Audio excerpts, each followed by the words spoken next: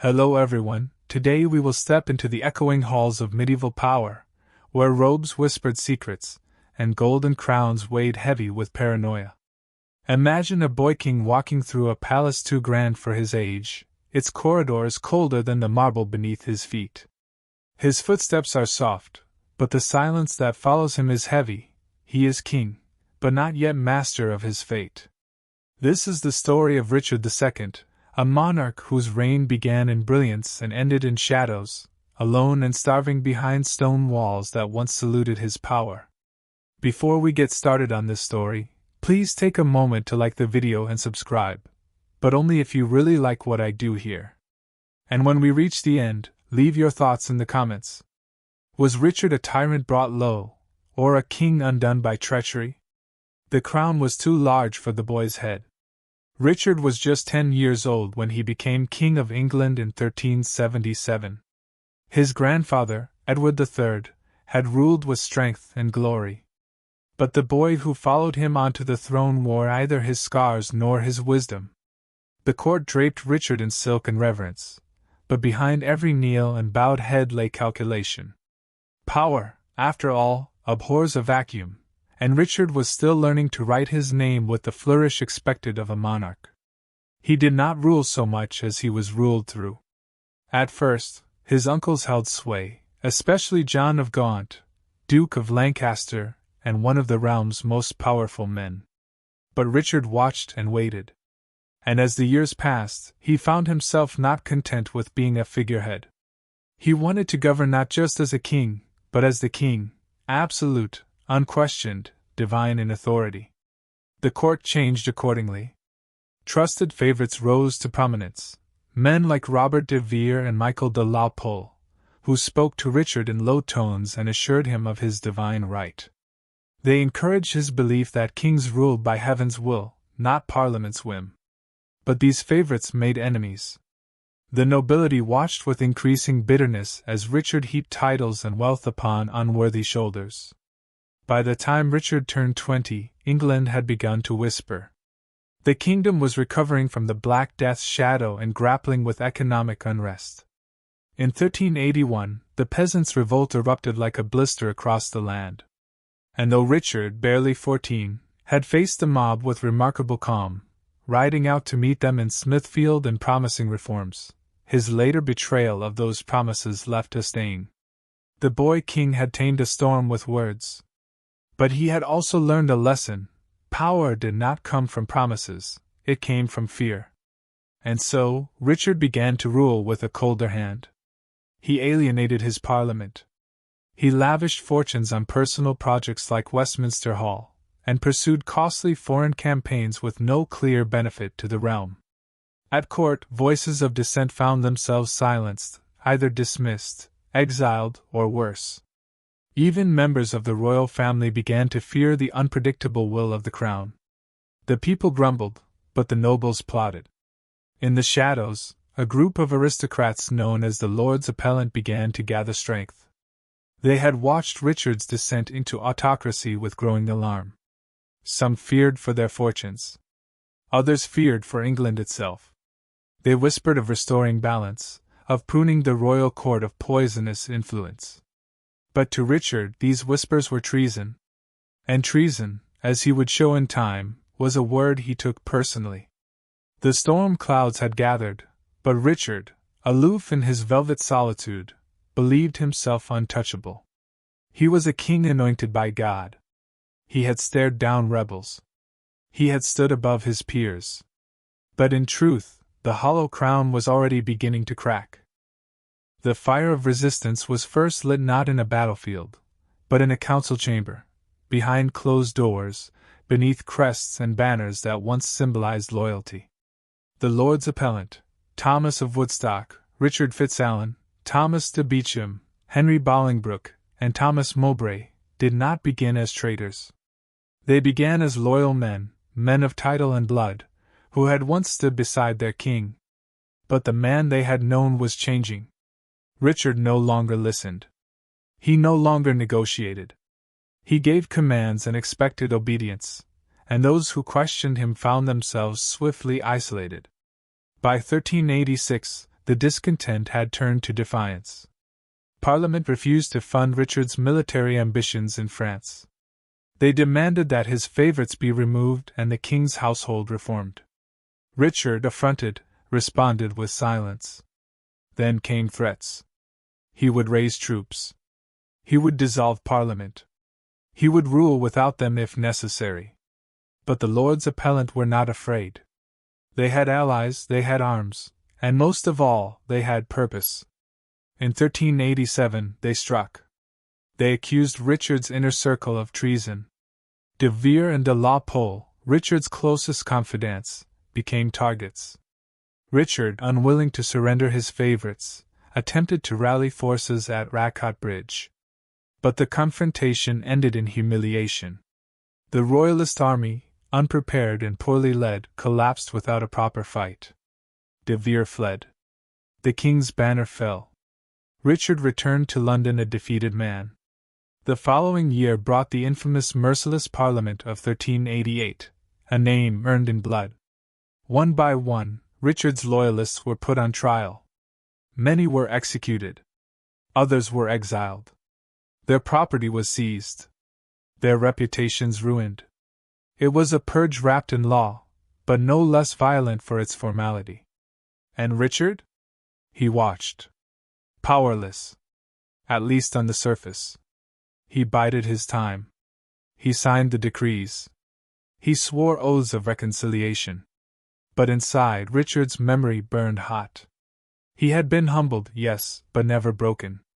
Like a fox pressed low in the thicket, he waited for the moment when the hounds would relax. It took almost a decade. In the 1390s, as the Lords Appellant began to drift apart, Richard moved quietly. One fell to disgrace. Another to suspicion. By 1397, he acted. With stunning swiftness, Richard ordered the arrests of several of the former appellants. Fitzalan and Beauchamp were imprisoned. Thomas of Woodstock, the Duke of Gloucester, was seized and sent to Calais. He would never return. The official cause was unclear. The truth, whispered through corridors, was darker. Gloucester had been murdered on Richard's orders. In that single blow, Richard reasserted his authority. He exacted revenge. The boy king no longer ruled. A man did now, a man who never forgot. Then came the moment that historians still debate. In 1398, a quarrel erupted between Henry Bolingbroke and Thomas Mowbray. Accusations of treason flew. A duel was scheduled. But just before swords could clash, Richard intervened and exiled them both, Henry for 10 years, Mowbray for life. It seemed like decisive kingship. But it was also a fatal misstep. For when John of Gaunt, Henry's father, died in 1399, Richard seized his vast estates instead of allowing them to pass to Henry. It was a blatant theft, and one that would not go unanswered. Henry returned. And this time, he did not come alone. With an army at his back and nobles at his side, Bolingbroke landed in Yorkshire while Richard was away in Ireland. His return to England was swift and smooth, welcomed by many who had grown weary of Richard's tyranny. Cities opened their gates. Castles surrendered without bloodshed. Richard, realizing the tide had turned, rushed back, but it was too late. By the time he reached Wales, the realm had shifted. Nobles abandoned him. His troops scattered. The walls of support that had once protected him now echoed with betrayal. He was no longer king. He was a prisoner. In August 1399, Richard surrendered at Flint Castle to Henry Bolingbroke. The two men met, not as cousins, not even as equals, but as fallen monarch and ascending power. Richard was escorted to London. Crowds jeered. Stones were thrown. The man who had once ruled with divine right was now escorted like a criminal through streets he once owned. In Westminster Hall, beneath high ceilings and silent witnesses, Richard formally abdicated. The crown passed to Bolingbroke, who became King Henry IV. And Richard? He disappeared from sight. The echo of Richard's fall faded quickly in the halls of Westminster. A new king now sat on the throne, one with steel in his spine and popular backing in his pocket. Henry IV, once the exiled Duke of Hereford, now wore the English crown with calm authority. But the presence of a deposed monarch, still alive and known to the people, was a dangerous loose thread. And Richard, angry, unpredictable, proud, was no thread to be left dangling. At first, he was held in the Tower of London. The fortress was grey and watchful, but Richard was no ordinary prisoner. He still had followers, quiet ones, loyal ones. The court knew it. The people whispered. There were rumors of plots to restore him, and though Henry had been crowned with some ceremony, his legitimacy remained fragile. To keep the peace, Richard had to vanish, not through death on the scaffold, not through open execution, but through something slower. Something quieter. He was moved north, out of the capital's reach, to Pontefract Castle in Yorkshire. A place of wind and stone, of long corridors and thicker silences. The choice was deliberate. Pontefract was distant, loyal to Henry, and isolated. There would be no torches at night bearing rescue. No priests whispering rebellion in chapel corners. At first, his imprisonment was cloaked in civility. He had chambers, not cells. Servants, though fewer than before. Food arrived regularly. A priest said Massachusetts. But it was still a cage, and Richard, always vain, always theatrical, knew it. He refused to eat at times, playing the martyr. Then he demanded better wine. He wept. He cursed. He sat in silence. He called for the crown, then swore he'd never worn it. Those who guarded him wrote reports. The former king was unstable.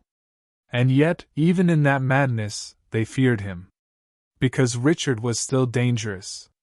Not by sword. Not by plot. But by presence. His name still held power. A single rumor of his escape could shake the young reign of Henry IV. Across the sea, the French court still considered Richard the rightful king. In Wales, uprisings were beginning to smolder under Owain Glyndwr. And within England, some barons still felt unease at how the crown had changed hands. Henry was not blind to this.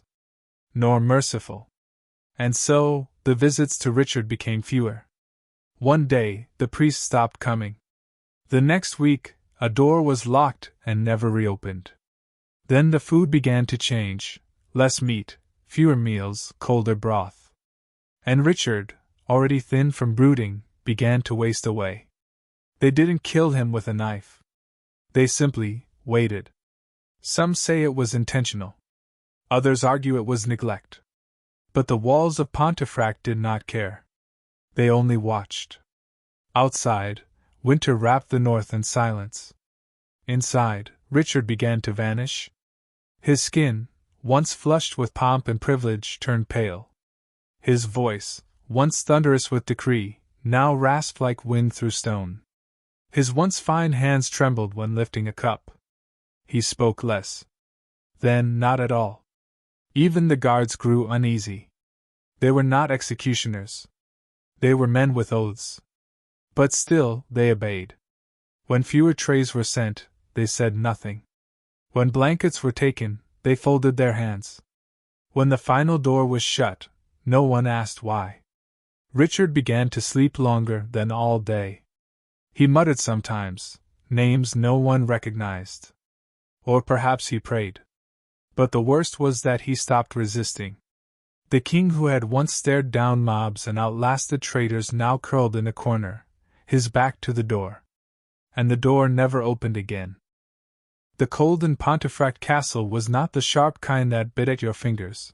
It was a deep, gnawing chill, one that sank into stone and marrow alike. It muffled sound. It dulled thought. And for Richard, who now spent his hours staring into darkness, it became indistinguishable from time itself. Hours bled into days, days collapsed into silence. No courtiers. No messages. No sunlight. He was no longer addressed as Your Grace. In fact, no one addressed him at all. They left trays outside the chamber door, less and less each week. Sometimes, no one came at all. Richard would drag himself from the bed, thin legs shaking beneath robes that now hung like old curtains on a broken frame. He would claw at the wooden door, but no one answered. He would scream, not like a king, but like something smaller, cornered. There was no reply. His thoughts began to unravel, like an old scroll soaked through and torn apart by damp. He spoke to the walls. He imagined visitors. He heard the voice of his dead Uncle Gloucester, and the voice of his cousin Henry, soft, mocking. He repeated his coronation vows, whispering, "To govern with God's grace," until the words sounded like foreign tongue. He stopped washing. The fire in the grate, once maintained daily, now sat dead. Smoke stains lingered on the stone, like bruises. His bones grew sharper. His cheeks hollowed. His once proud jawline, so often painted and praised in tapestries, had melted into an old man's goneness. There was no mirror in the room, but he could feel it. He touched his face like a blind man touching the ghost of a younger self. The servants who still came, when they came, did not speak. One of them, a boy, placed a crust of bread on the floor once, then scurried away before Richard could lift his head. This was not a king. This was a memory in the process of being erased. Outside, England moved on. Henry IV rode through London, accepted homage, signed charters. Parliament discussed new taxes. Battles stirred in Wales. The nobility recalibrated itself like a wheel finding a new center. Richard's name was not mentioned. His face was not painted. His court poet was long gone. But whispers remained. Some said Richard still lived and would return to reclaim his throne. Others claimed he had fled in disguise and was gathering an army in France. A few said he had died already, and Henry IV was hiding it to avoid unrest. The truth was too quiet, too cruel, to make headlines. Back in Pontefract, Richard no longer moved much. His stomach had turned on him. Whatever food he still received sat untouched. He had forgotten the taste of honeyed wine, the weight of a sword, the echo of crowds cheering his name. Instead, he lay in the corner, curled like a child. His breath came slow, then slower. He muttered the Lord's Prayer, not out of piety, but as if trying to remember who he was. One morning, though it may have been evening, there was no movement at all. The guard outside noticed the untouched tray. Then another. When a silent day passed without even the sound of footsteps inside, they unlocked the door.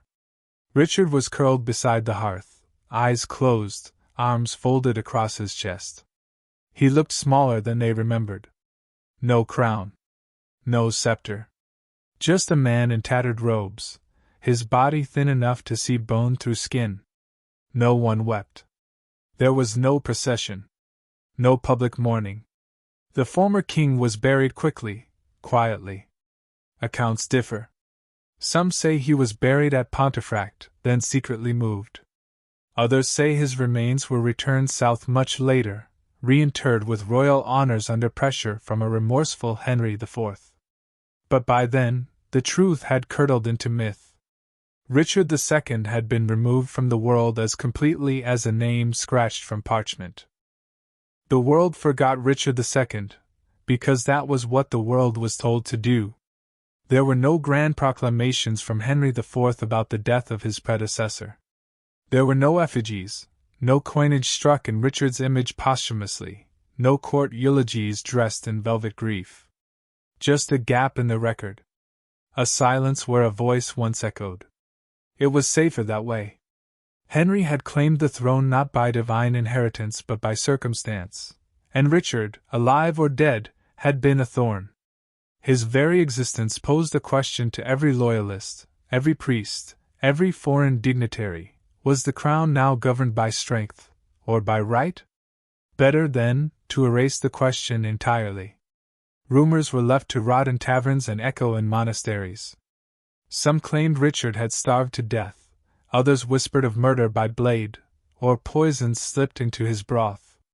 There were even tales, half hoped, half feared, that he had escaped, now a hooded wanderer, sowing rebellion in exile. In Scotland, a man claiming to be Richard appeared years later, sparking enough alarm that Henry IV took personal interest. The impostor was dismissed, of course. But the fact that such a claim even held weight said everything. Richard had not just been executed. He had been unwritten. But history, no matter how tightly bound, always leaks through. Decades later, in a twist soaked in irony, Henry V, the son of the man who deposed Richard, ordered a royal burial for the long-dead monarch. Richard's body was brought south, placed with ceremonial honor in Westminster Abbey beside his first wife, Anne of Bohemia. The tomb was ornate, golden, serene. It showed a king with closed eyes and folded hands, not a man wasted by cold and hunger. But the marble lied. The king in that tomb was not the one who died at Pontefract.